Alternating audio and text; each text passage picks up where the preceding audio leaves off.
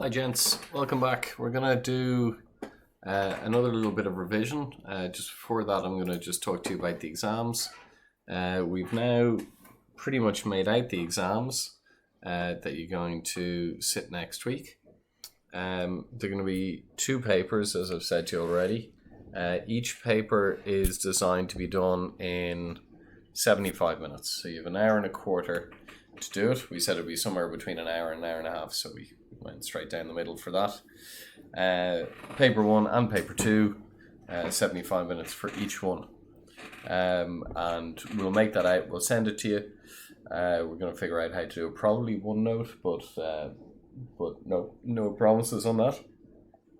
And what we're going to do today is we're going to do a little bit of revision. It is important revision, if you know what I'm saying, and it's one here that you will definitely want to you'll definitely want to know. Okay, so it's coordinate geometry, and it's really important that you were able to do it. Okay, so let's just start off with some basics before we actually answer this question here. Let's start off with a few basics that we may have forgotten. So the slope, as you know, the slope of a line, okay, if you have an axis, an x-axis, and a y-axis, let's say it's that, the slope of the line would be the rise over the run, okay? So for instance, if we take these 2 points here, what you've risen by, you've gone up by that amount, how much have you moved over? That's that. So as you go from left to right, the slope m is equal to rise over run. Okay, and if you took, for instance, that point and this point, what you'd find is that the rise there over the run going across will be in the same ratio. Okay, in this case it looks like it's exactly the same, but maybe if instead of taking that point up there, if instead I only took this point, for instance. Okay, so let's just pretend some figures here. Let's say we've moved over, or moved up 2, but we've moved over 3, something like that. Okay, then we would know that if we moved over 1.5, it would only have moved up 1, because it's in the same ratio. Okay, 2:3 is the same as, okay, the rise 2 compared to 3 is the same as 1 over 1.5. Okay, you can double both things and you would get it. Okay, so that's what it just means to be the slope. If you've got two lines together, and they are parallel to each other, and that slope, we'll call it L, and we'll call this one K. Okay, what can we say? We can say that the slopes are, of course, the same as each other if they're parallel. And most importantly, if you draw a line which is perpendicular, we call this one L, we call that one K. Okay, two lines that are perpendicular, the slope of K multiplied by the slope of L is equal to -1.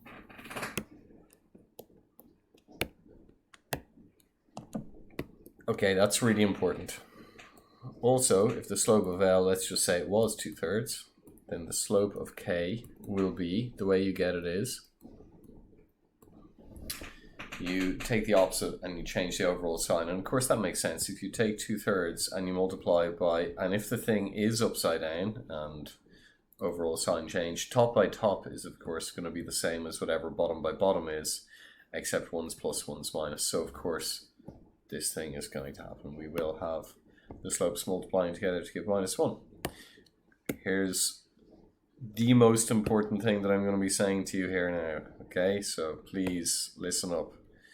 If you are given the equation of a line, if you're given, 2x plus 3y minus 5 equals 0, how do you get the slope? We know how to get the slope whenever you have 2 points. There's a formula for it. It's y2 minus y1 over x2 minus x1. Let me show you a bad way to get the slope here. It'll get you the right answer, but it's an inefficient way.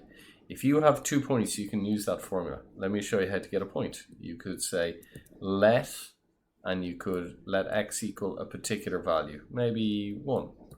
You can say if x is 1, what's y? Well, what do we get? We get 2 times 1 plus 3y minus 5 equals 0. You get 2 plus 3y minus 5 equals 0. You'd have 3y minus 3 equals 0. You'd have 3y equals 3 and y equals 1. We now have a point. We know that 1, 1, x is 1 when y is 1. That is a point, therefore, on the line. You could let x equal to a different number, okay?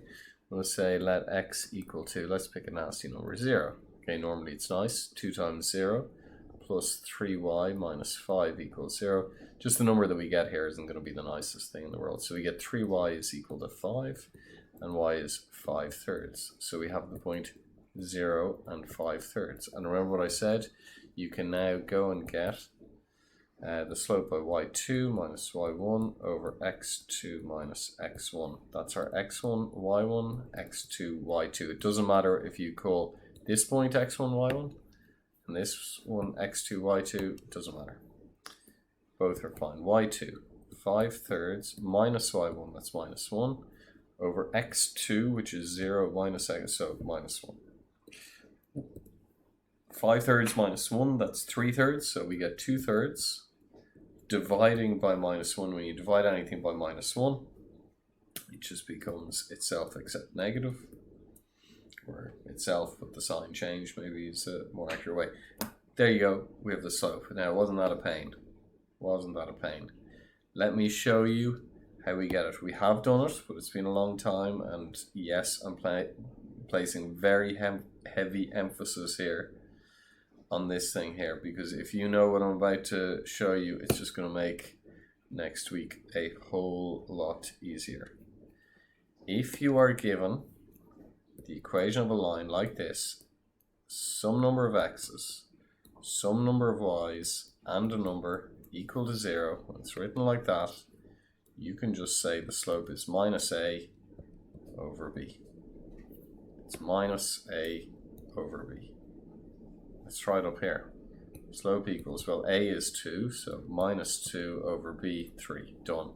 There you go. All that extra work that we had to do to get minus 2/3 done in one step. Okay, so that's a really, really important thing to know. Okay, if it's written like that, you can just jump straight to it. We'll take another one. We'll say 2x minus 5y plus 1 equals 0. Slope is minus a over b. Minus a, that's minus 2 over b, which is minus 5. It's minus divided by minus. Overall positive. It's 2/5. Let's take another example. Minus 7x plus 4y plus pi equals 0. The slope is minus a over b. Minus a, so a is minus 7, minus a is plus 7 over b. There you go. Okay. What if you have, 5x is equal to 3y plus 2? In this case, make it look like ax plus by plus, ax plus by plus c equals 0.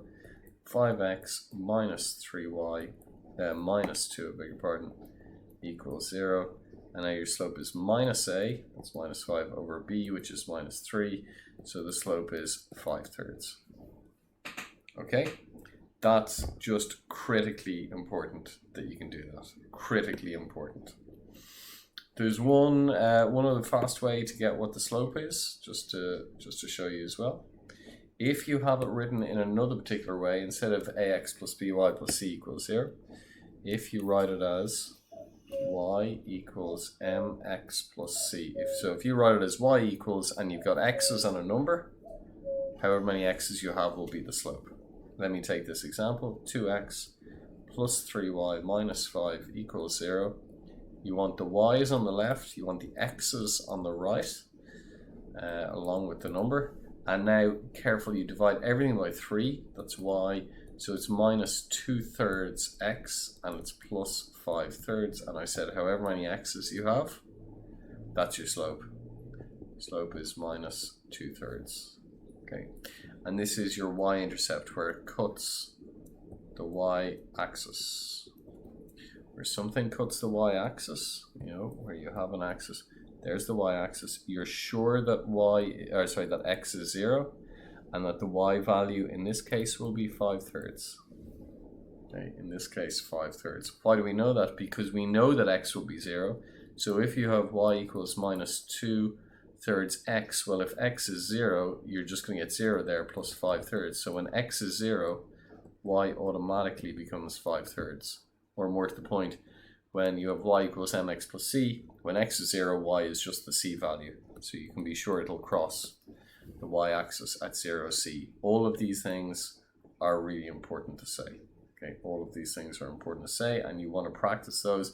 You want to go back over exactly what I said there, watch it 2 or 3 times, preempt what I'm going to say in each of those cases. Okay, really, really important. Okay, with that said, let's just do this equation here. What can we say? Let's just practice our get the slopes here, and we'll do it in 2 ways. They're all written here as y equals mx plus c, which is nice and handy. Y equals mx plus c. So in this case, m, the number of x's we have. So here the slope is 1, here the slope is 1, and here the slope is 2. Okay, you can be sure of that. Let's get it in another way. Okay, remember, we'll write it as ax plus by plus c is equal to 0.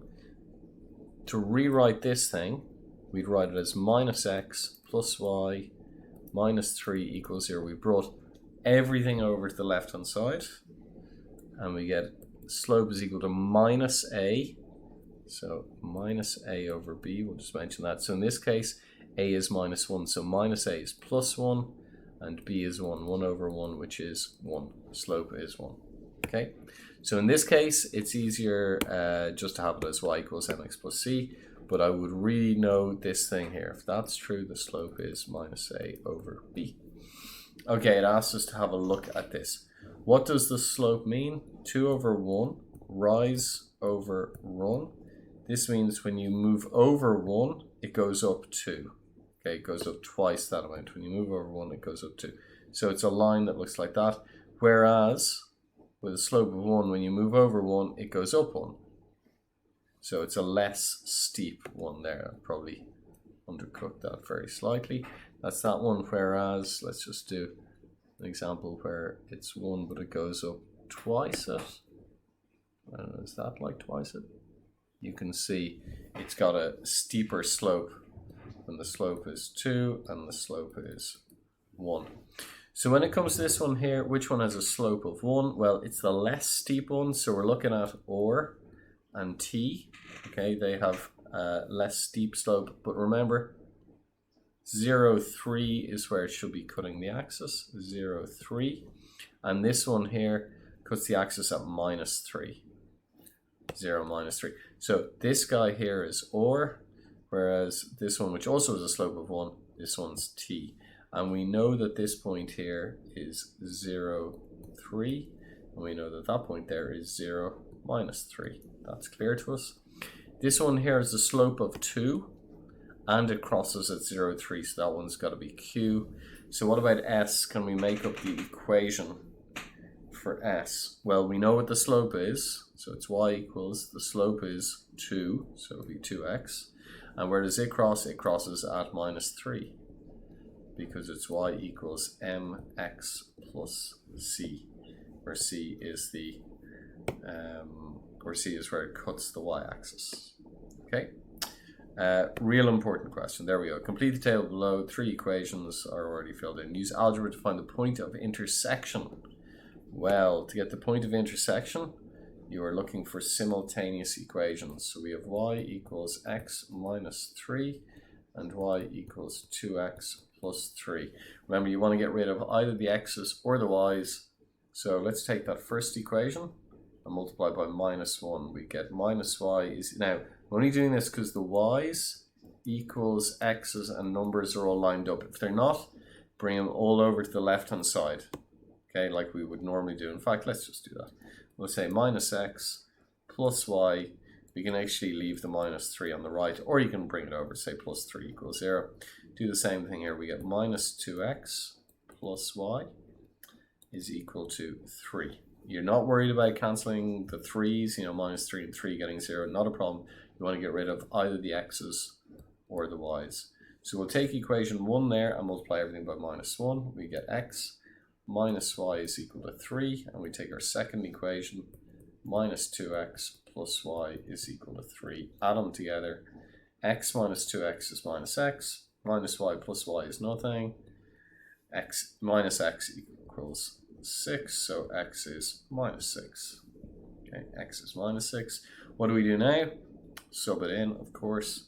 So we would say, for instance, we'll go to y is equal to x minus 3, y is equal to minus x minus 3, y is equal to minus 9. So we have the point of intersection being minus 6, minus 9.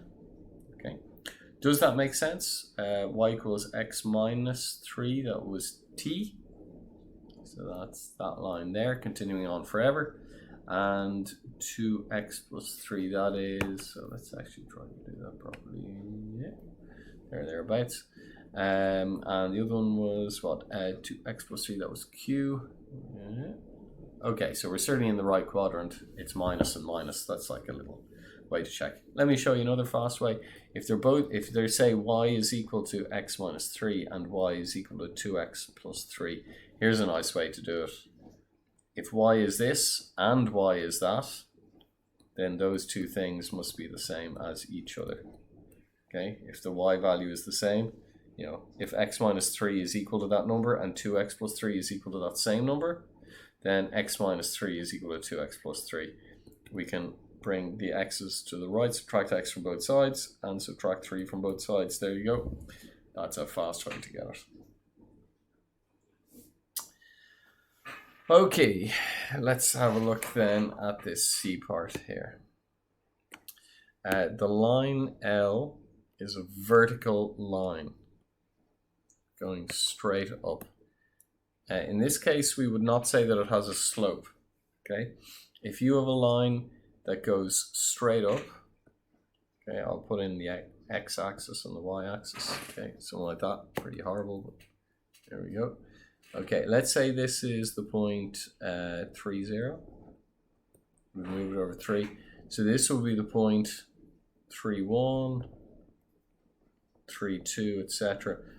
The equation for this line is, this is where x is always 3. It doesn't matter what y is, x is always 3. And I'll just show you another example. What about the equation of this line here? Well, what's the point? Point is like 0 minus 2, we'll say. Then we have 1 minus 2, 2 minus 2, 3 minus 2. What's always the same? Y is always minus 2. Okay, that one has a slope of 0 because it's not rising or running. Sorry, it's not rising as you move over. But in this case, you can't, you know, in the x equals 3, 1, you can't move left or right off that one. Anyway, that is what all vertical lines look like. They look like x equals a particular thing. Okay, let's go back to this. The line L is vertical. It cuts x minus 3 at point A. There, we'll get rid of all this sort of stuff. So where is it? What is it? Well, we'll draw it here. So there's a vertical line and it cuts, what did it say? Y equals x minus 3. So it cuts t at A. I'm just going to draw in a line, a vertical line. Okay. It cuts t at A. And x plus 3, that is the one that's going to be or, is it? X plus 3, yeah, at the same point there. Okay. And the question is, what is the gap? What is the gap? And funnily enough now, I wonder, yeah, you should definitely pause the video to try and ask the question. They're asking what's the distance between A and B there. Let's say A had been, we'll just move it over a wee bit. Let's say A had been there and B had been there. What's that distance? Can you see that it's going to be the same each time? Why is that? Because you've essentially got a quadrilateral and it's a parallelogram. It's a parallelogram. So actually remember we knew that that was 3 and this was -3, we know what that distance is. It's a nice little trick, isn't it? It's 6. So that is what the distance between the 2 points are. I don't know how you would explain that to your examiner. Thankfully, you don't have to worry about that now.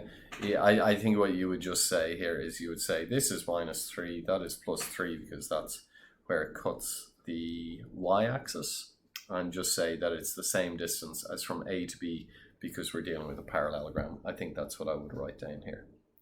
Okay, gents, that particular question that I've done, so important. Go back over it, make sure that you know it absolutely perfectly. You now know the layout of your exam, and what we can do as well on Friday, just on our last little day there, we'll set up a thing where you can ask me any questions. But as I say, that's one that I really want you to go ahead and think about and practice out, okay? Shouldn't tell you what it is now, but just if you do want to write it into your book, I think that was 2017 paper 2 question 11, for what it was worth. Sorry about that. I'll put that in the description actually, and you'll hopefully find it there. Okay, gents, take care. All the best.